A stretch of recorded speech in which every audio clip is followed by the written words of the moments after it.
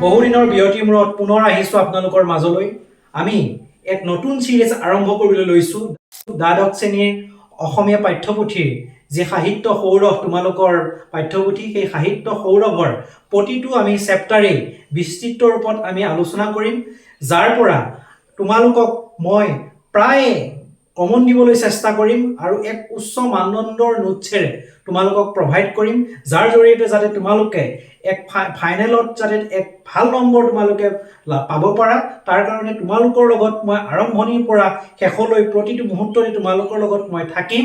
গতিকে তোমালোকে যিটো আমি এই সিৰিজটো আৰম্ভ কৰিবলৈ লৈছোঁ, এই সিৰিজৰ প্ৰতিটো যাতে চেপ্টাৰেই সুন্দৰভাৱে তোমালোকে চোৱা আৰু সেই চাই কৰি যাতে সেইবিলাক প্ৰেক্টিছ কৰা, তাৰ বাবে তোমালোকলৈ মই অনুৰোধ ৰাখিলোঁ। তোমালোকৰ পাঠ্যপুথিৰ প্ৰথম যি পাঠ মোৰ মাতৃমুখ দৰ্শন, ইতিমধ্যে এই পাঠটি আমি সুন্দৰভাৱে আমি ডায়াগ্ৰাম আঁকি এক ব্যতিক্ৰমী ধৰ্মীভাৱে তোমালোকক পঢ়াবলৈ চেষ্টা কৰিছোঁ আৰু তোমালোকে এই চেপ্টাৰটোত যথেষ্টখিনি আমাক সঁহাৰি দিছা আৰু তোমালোকৰ সঁহাৰিৰ বাবে আমি খুবেই আনন্দিত। আৰু তোমালোকৰ এই সঁহাৰিৰ বাবে পুনৰ আকৌ আমি আৰম্ভ কৰিবলৈ লৈছোঁ। আমি এই গতানুগতিকভাৱে যি আজি আমি আৰম্ভ কৰিছোঁ, সেই গতানুগতিকভাৱে আমি সম্পূৰ্ণ তোমালোকৰ চেপ্টাৰ গ্ৰামাৰ গোটেইখিনি ৰচনা পৰ্যন্ত তোমালোকক গোটেইখিনি আমি আলোচনা কৰিবলৈ চেষ্টা কৰিম। আজি আমি তোমালোকৰ দ্বিতীয় যি তোমালোকৰ পাঠ মগনীয়া, সেই কথা কবিতাটি আমি আলোচনা কৰিবলৈ চেষ্টা কৰিম। তোমালোকে ভিডিঅ'টো কোনো ধৰণৰ স্কিপ নকৰাকৈ শেষলৈ চাবলৈ চেষ্টা কৰিবা। প্ৰতিটো মুহূৰ্ততে প্ৰতিটো তোমালোকৰ বাক্যতেই এক গুৰুত্বপূৰ্ণ আমি কথা ক'বলৈ চেষ্টা কৰিম। গুৰুত্ব সহকাৰে তোমালোকে ভিডিঅ'টো চাবা আৰু পাঠৰ শেষত তোমালোকৰ মাজত আমি এটা ছাৰপ্ৰাইজ ৰাখিছোঁ, যাতে তোমালোকে কোনো ধৰণৰ ভিডিঅ'টো স্কিপ নকৰাকৈ ভিডিঅ'টো চাই থাকা। মগনীয়াৰ কবিতাটিৰ বিষয়ে আমি আজি আলোচনা কৰিবলৈ ওলাইছোঁ। কবিতাটিৰ বিষয়ে ইতিমধ্যে তোমালোকে পঢ়িছা যদিও ক'ৰবাত কিবা তোমালোকৰ খোকোজা থাকিব পাৰে, আৰু এই খোকোজাখিনি আমি আজি এটা ভিডিঅ'তে তোমালোকক নাইকিয়া কৰিবলৈ চেষ্টা কৰিম। আৰু আমাৰ বিশ্বাস যে এই ভিডিঅ'টো চোৱাৰ পিছত তোমালোকে এই কবিতাটোৰ বিষয়ে আৰু কোনো ধৰণৰ তোমালোকৰ খোকোজা নাথাকে।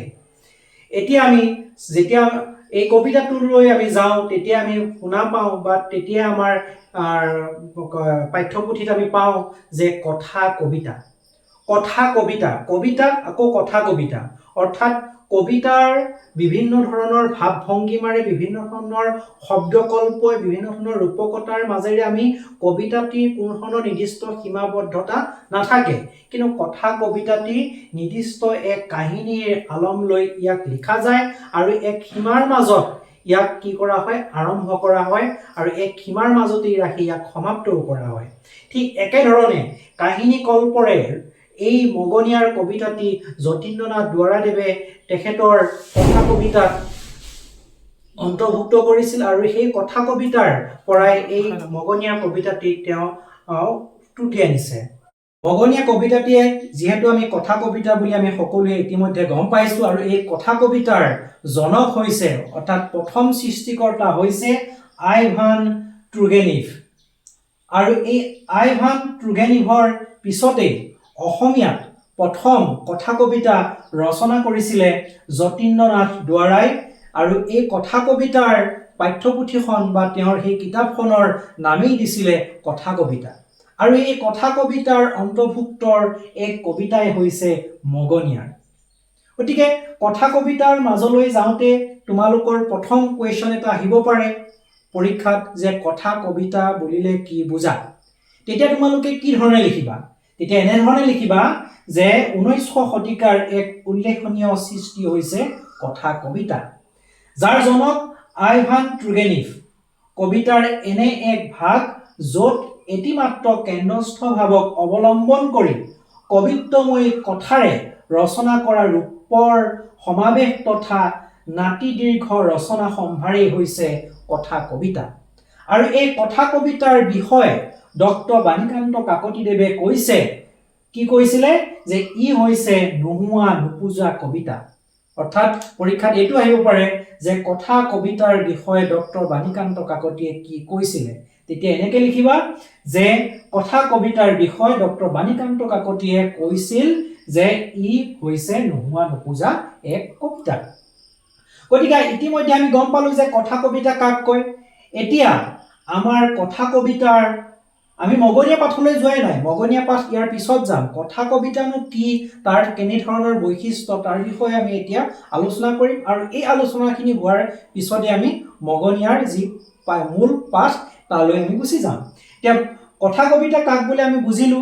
এতিয়া কথা কবিতাৰ এতিয়া বৈশিষ্ট্যলৈ যদি যাওঁ, প্ৰথম বৈশিষ্ট্যটোৱে হৈছে যে নিৰ্দিষ্ট বিষয়বস্তু, অৰ্থাৎ নিৰ্দিষ্ট এক বিষয়বস্তু থাকিব লাগিব।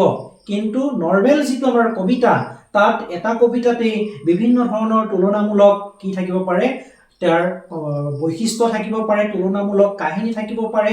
মানে এটা পেৰাগ্ৰাফত যদি এটা কথা কৈছে তাৰ আলম লৈ বা তাকেই আকৌ ৰূপকতা দি অন্য এক কথা ক'ব পাৰে, কিন্তু কথা কবিতাত সেই তেনেধৰণৰ নহয়।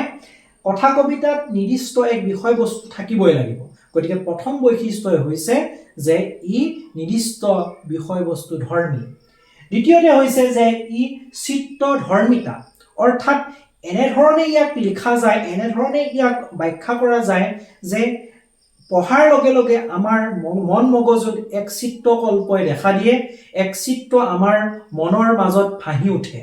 আৰু দ্বিতীয়টো বৈশিষ্ট্য সেইকাৰণে হৈছে কি, ই চিত্ৰধৰ্মিতা হ'ব লাগিব, অৰ্থাৎ কাহিনীটো এনেধৰণেই বৰ্ণনা কৰি লিখা যায় যিটো পঢ়ি পঢ়ুৱৈজনৰ মনত তাৰ এক দৃশ্যমান এক প্ৰতিচ্ছবি মনৰ মাজত দোলা দিয়ে। তাৰ পিছতে আহিছে যে ৰূপকতা, ৰূপকাত্মক, অৰ্থাৎ এনেধৰণে লিখা যায় যে যিকোনো এটা কথা প্ৰত্যক্ষভাৱে নকৈ তাক পৰোক্ষভাৱে বৰ্ণনা দি তুলনা কৰি তাৰ ওপৰত বিভিন্ন ধৰণৰ ৰূপকতা সানি তাক কি কৰা যায়, সেই শব্দ বা সেই কাহিনীটোক আৰু পুনৰ উজ্জীৱিত কৰা যায়, তাক পৰোক্ষভাৱে কৰা যায়। অৰ্থাৎ ইয়াত কৈছিলে আমি এই মগনীয়া কবিতাটি যেতিয়া আমি পঢ়িম, তাত আমাৰ দৰিদ্ৰতাৰ এক প্ৰতিচ্ছবি এনেধৰণে বৰ্ণনা কৰি কৈছিল যে তোমাৰ মন মগজুত কি কৰা হৈছে, যে দৰিদ্ৰৰ যিটো প্ৰতিচ্ছবি, সেই প্ৰতিচ্ছবিটো কিন্তু আহি পৰিছিলে।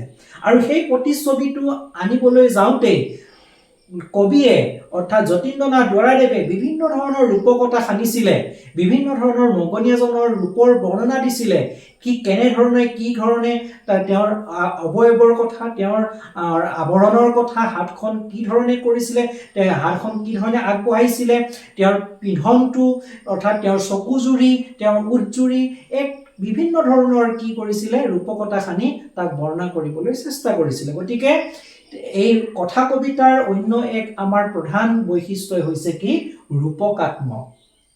তাৰ পিছত হৈছে যে গদ্যৰ দৰে ৰচনা, যি ধৰণে আমি গল্প কাহিনী এটা পঢ়িলে গদ্য আকাৰত লাইন বাই লাইন আমি পঢ়ি যাওঁ, কোনোবা এজনে কিবা এষাৰ কথা ক'লে তাত ঊৰ্ধ্বকমা দি আমি ৰাখি দিওঁ, ঠিক একেধৰণেই একেটা ষ্টাইলতেই একেধৰণেই আমাৰ কি কৰা হয়, এই কথা কবিতাও লিখা হয়। গতিকে গদ্যৰ দৰেই লিখা হয়, গদ্যৰ নিচিনাই বুলি কৈছে আমাৰ কথা কবিতা। গতিকে অন্য এক আমি এতিয়া বৈশিষ্ট্য কি পালো, যে কথা কবিতা আমাৰ নৰ্মেল যিবিলাক সাধাৰণ কবিতা আমি পেৰাগ্ৰাফ ৱাইজ লিখো, ঠিক তেনেধৰণে নিলিখি ইয়াক কি কৰা হয়, গদ্য আকাৰত বৰ্ণনা কৰি লিখা হয়। তাৰ পিছতে আহিলে কি, অন্য এক কি, আখ্যানমূলক কবিতা, অৰ্থাৎ কথা কবিতা কি কৈছে, আখ্যানমূলক, আখ্যান অৰ্থাৎ বৰ্ণনা কৰি কৰি কি কৰা হয়, লিখা হয়। সেইকাৰণে কৈছে যে সুন্দৰ আখ্যানেৰে যে কবিতা এটা কি কৰা হয়, জীৱন্ত ৰূপ দিবলৈ চেষ্টা কৰা হয়। গতিকে আমি পালো কি, এই পাঁচটা আমাৰ বৈশিষ্ট্য পালো। গতিকে কথা কবিতাৰ বৈশিষ্ট্য কি কি বুলি ক'লে তোমালোকে কি লিখিবা, প্ৰথম লিখিবা কি, যে কথা কবিতা হৈছে নিৰ্দিষ্ট বৈশিষ্ট্য সম্পন্ন হ'ব লাগিব। দ্বিতীয়তে হ'ব লাগিব কি, ই চিত্ৰধৰ্মিতা, অৰ্থাৎ বিষয়বস্তুটোৰ ওপৰত কি কৰিব লাগিব, আমি পঢ়ুৱৈৰ মনত এক চিত্ৰৰ জাগ্ৰত কৰিব লাগিব। ৩ নম্বৰ হৈছে কি, ৰূপকাত্মক, অৰ্থাৎ কথাবোৰ কওঁতে আমি এনেধৰণে ৰূপ সানিব লাগিব, তাৰ বৰ্ণনাটো দিওঁতে এনেধৰণে তাক মানে কি অলংকাৰ সানিব লাগিব, যাতে পঢ়ুৱৈজনৰ মনত কি কৰা হয়, তাৰ এক ভাৱাত্মক যি প্ৰতিচ্ছবি ভাৱাত্মক যিটো তেওঁৰ মনৰ যি দুখ বা মনৰ দুখ বুলি কওঁতে দুখ, সুখ বুলি কওঁতে সুখ, এই যিবিলাক শব্দ সেই শব্দ কল্পবিলাক কি কৰিব লাগিব আমি বৰ্ণনা কৰোঁতে তাত অন্তৰ্ভুক্ত কৰিব লাগিব। তাৰপিছত আহিছে যে গদ্যৰ ধৰণে লিখিব লাগিব, আৰু তাৰপিছত আহিলে কি আখ্যানমূলক। এই পাঁচটা কি কৰিব লাগিব বৈশিষ্ট্যই এটা কথা কবিতাক সুন্দৰভাৱে সম্পন্ন হোৱাত সহায় কৰে। ঠিক এই মগনিয়াৰ কবিতাটো কি কৰিছে, এই গোটেইকেইটা বৈশিষ্ট্যৰে কি কৰিছে আলোড়ন কৰিছে, এই গোটেইকেইটা বৈশিষ্ট্যৰে সুন্দৰভাৱে প্ৰতিফলিত হৈ পৰিছে। আমি পৰৱৰ্তী সময়ত এই বিষয়বস্তুখিনিয়ে কি ধৰণে মানে আলোড়ন কৰিছে কবিতাটিৰ ভাৱাৰ্থ, কবিতাটিৰ প্ৰতিটো শব্দকল্পক এই বৈশিষ্ট্যখিনিয়ে কি ধৰণে ক্ৰিয়া কৰিছে আমি ইয়াৰ পিছতেই আলোচনা কৰিম। মগনিয়াৰ কবিতাটিত কবি যতীন্দ্ৰনাথ দুৱৰাদেৱে মগনিয়াৰ এজনৰ যি দুখ দুৰ্দশাৰ ছবি, মগনিয়া এজনৰ যি তেওঁৰ দুখ, যি তেওঁৰ আৱৰণ, সেই কথাই এই কবিতাটিৰ যোগেদি পঢ়ুৱৈৰ মাজত তেওঁ ক'বলৈ বিচাৰিছে। দুখীয়াৰ দৰিদ্ৰতাৰ যি দুখ আৰু তাৰ প্ৰতি আমাৰ সুহৃদয়জনৰ যি সহানুভূতি হ'ব লাগে তাৰ বিষয়ে এই কথা কবিতাৰ মাজেৰে তেওঁ এক সুন্দৰ বৰ্ণনা দিছে, যি কথা কবিতাটি পঢ়ি চালেই আমাৰ মনত এক দুখ দুৰ্দশা আৰু ক'ৰবাত সহানুভূতি, ক'ৰবাত আন্তৰিকতা, ক'ৰবাত মানৱীয়তা, এই ধৰণৰ ভাৱাৰ্থই দোলা দিয়ে। আমি যেতিয়া এই মগনিয়া কবিতাটি আমি পঢ়িম তাত আমি দেখিবলৈ পাম যে মগনিয়াৰ কবিতাটিত কি কৰা হৈছে মানৱীয়তাৰ প্ৰমূল্যবোধৰ কি কৰা হৈছে তাত বৰ্ণনা কৰা হৈছে। মানুহ এজন দুখীয়া ধনী হ'লেই আমি কি কৰোঁ তাক দুখীয়া বুলি আমি হীনমন্যতাত ভগাওঁ, বিভিন্ন ধৰণৰ কথা কৈ ধনী মানুহৰ লগত আমি থাকিবলৈ চেষ্টা কৰোঁ, কিন্তু তেনেধৰণৰ আমাৰ কি কৰা হৈছে এই কবিতাটিৰ মাজেৰে আমাক সঁচা মানৱীয় ধৰ্ম, তাত কোনো ধনী দুখীয়া থাকিব যে নেলাগে, আমি মানুহ হিচাপে আমি সকলোকে সমান চকুৰে সন্মানাৰ্থে আমি যে চাব লাগে, এই কবিতাটিৰ জৰিয়তে তাকেই ছাত্ৰ ছাত্ৰীসকলৰ কি কৰা হৈছে তাক দোহাই দিয়া হৈছে। তাৰপিছতে আছিলে যে মানুহে মানুহৰ প্ৰতি সহানুভূতি। বৰ্তমান সময়ত দেখা গৈছে যে জীৱ জন্তুৱেই মানুহৰ প্ৰতি সহানুভূতি দেখায়, কিন্তু মানুহে মানুহৰ প্ৰতি সেই ধৰণৰ সহানুভূতি নেদেখুৱায়। বৰ্তমান এই সময়ৰ এই জটিল সন্ধিখনত এই কবিতাটিয়ে ক'ৰবাত নহয় ক'ৰবাত কিন্তু এক মনৰ যি ভাৱনা, সেই ভাৱনাক সলনি কৰিবলৈ বা ক'ৰবাত এহুমকা হ'লেও স্তব্ধ হ'বলৈ কিন্তু আমাক এই কবিতাটিৰ জৰিয়তে কিছু আমাক প্ৰেৰণা দিব, সাহস দিব, সকলোকে এক মানৱীয় প্ৰমূল্যবোধ জগাই তুলিব বুলি আমি আশা কৰিছোঁ। মানুহে মানুহৰ প্ৰতি সহানুভূতি যে দেখুৱাব লাগে বা দেখুৱাইছিলে কবিয়ে সেই মগনিয়াজনৰ ওপৰত, তাকেই এই মগনিয়াৰ কবিতাটিৰ জৰিয়তে কবিয়ে সুন্দৰ ব্যাখ্যা কৰিছে।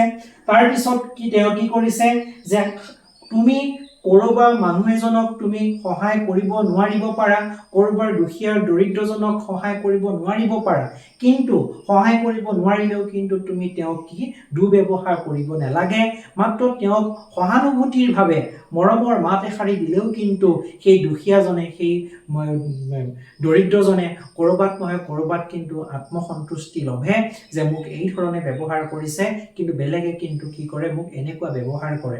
গতিকে সদায় আমি কি কৰিব লাগে, তুমি সহায় কৰিব নোৱাৰিলেও এক মাত এষাৰ দিয়াটো তোমাৰ কোনো ধৰণৰ মানে অভাৱ নঘটে। গতিকে এক এষাৰি সুন্দৰ কথাৰে তেখেতক সম্ভাষণ জনোৱা, তেখেতক সেইষাৰ কথাৰে তেখেতক সম্বোধন কৰা, সেইখিনি কৰিব পাৰিলেও কিন্তু কি কৰা হয় আত্মসন্তুষ্টি লভা হয়, আৰু সেই ভাৱাৰ্থটোৱে এই কবিতাটিৰ জৰিয়তে সুন্দৰভাৱে বৰ্ণনা কৰিছে। তাৰপিছতে আমি কি কৰিছোঁ, আৱেগ ভৰা আন্তৰিকতা পূৰ্ণ ব্যৱহাৰত মগনিয়াৰ মন ভৰা হৃদয়ত এক মিচিকীয়া হাঁহি বিৰিঙিছিল। যদিও কবিয়ে কি কৰিছিলে, যেতিয়া কবিক দেখি সেই মগনিয়াজন আগবাঢ়ি আহিছিল আৰু আগবাঢ়ি আহি খেতা পৰা মুখখনেৰে, দুচকু ৰঙা আৰু লেতেৰা হাত দুখনেৰে যেতিয়া আগবঢ়াই কিবা পোৱাৰ আশাত যেতিয়া হাত দুখন মেলি দিছিল তেতিয়া কিন্তু কবিৰ দিবলৈ পকেটত নাছিল পইচা, নাছিল ঘড়ী, আনকি নাছিল এখন ৰুমালো। গতিকে কবি নিৰুপায় হৈ পৰিছিল যে তেখেতৰ সেই দুহাতত মই একো এটা গুজি দিবলৈ নেপালো। তেওঁ কি কৰিছিলে সেই মুহূৰ্তত কিছু তেওঁ দুখিত হৈছিলে। সেই মুহূৰ্তত তেখেতে কি কৰিছিলে আবেগ ভৰা মনেৰে তেওঁ কৈছিলে, দুখ মনেৰে কৈছিলে যে মোৰ হাতত দিবলৈ আজি একোৱেই নাই। কিন্তু একো নিদিলেও সেই যে আবেগ ভৰা মনশাৰীয়ে, আবেগ ভৰা সেই কথাশাৰীয়ে, মনৰ সেই আবেগ ভৰা মনৰ সেই কথাশাৰীয়ে যি তেওঁক আপ্লুত কৰিছিলে, যি তেওঁক সেইখিনি সম্বোধন কৰিছিলে সেই মগনীয়াজনক, তাতেই সেই মগনীয়াজনে কি কৰিছিলে এক সুখানুভৱ লাভ কৰিছিলে। আৰু তেওঁৰ মনত যেতিয়া তেওঁ কৈছিলে যে মই তোমাক একো দিবলৈ মোৰ হাতত নাই, তেতিয়া কিন্তু তেওঁ কি কৰিছিলে যে তেওঁ যে সেইষাৰ কথাৰে সুন্দৰভাৱে যে সম্বোধন কৰিলে, তাতেই তেওঁ কি কৰিছিলে আত্মসন্তুষ্টি লভি এক মিচিকীয়া হাঁহিৰে কৈছিলে যে একো কথা নাই। গতিকে সেইষাৰ কথাৰেও কি কৰিছিলে সেই দুখীয়াৰ সেই মগনীয়াজনক কি কৰিছিলে সন্তুষ্টি লভাত সহায় কৰিছিলে। তাৰপিছতে আছিলে নিস্বাৰ্থ ভৰা সুখ আৰু কবি আৰু মগনীয়াৰ। কি যে নিস্বাৰ্থভাৱে সেই কবিয়েও একো এটা দিবলৈ পৰা নাছিলে বা মগনীয়াজনেও তেওঁক সেইখিনি একো দিব নোৱাৰিলেও তেওঁ যে সেইখিনি যে সুখানুভৱ লাভ কৰিলে, বা কবিয়েও যে একো দিব নোৱাৰি তথাপিও যে তেওঁ দুখিত হৈছিলে। কিন্তু কবিৰ সেই দুখত বা কবিয়ে যি আবেগ ভৰা মনেৰে তেওঁক যে যি সম্বোধন কৰিছিলে, তাতেই যেতিয়া মগনীয়াজন আত্মসন্তুষ্টি লভিলে, তাতেই কিন্তু কি কৰিছিলে শেষ মুহূৰ্তত কবিয়ে এটাই উপলব্ধি কৰিবলৈ তেওঁ পাৰিছিলে যে কাৰোবাক তুমি সহায় নকৰিলেও এষাৰি মাতেই যে তেওঁক আত্মসন্তুষ্টি দিব পাৰে, তাৰেই উদাহৰণ মই বুলি, অৰ্থাৎ কবিয়েই বুলি তেওঁ কি কৰিছিলে সেইখিনি নিস্বাৰ্থ ভৰা সুখ তেওঁ লাভ কৰিছিলে আৰু মগনীয়াজনেও লাভ কৰিছিলে। এই বৈশিষ্ট্যখিনি বা এইখিনি কথাকেই সুন্দৰভাৱে এক গদ্য আকাৰত মগনীয়া কবিতাটিত কি কৰিছিলে বৰ্ণনা কৰা হৈছে। আমি পৰৱৰ্তী ভিডিঅ'ত এই মগনীয়া কবিতাটিৰ প্ৰতিটো প্ৰশ্নৰ সুন্দৰ এক উচ্চ মানদণ্ডৰে আমি নোটছ দিবলৈ তোমালোকক চেষ্টা কৰিম, আৰু সুন্দৰভাৱে তোমালোকে সেই নোটছখিনি পঢ়ি পৰীক্ষাত যাতে এক ভাল নম্বৰ তোমালোকে পাব পাৰা, তাৰ বাবে তোমালোকৰ লগত মই সদায় আছো। নমস্কাৰ।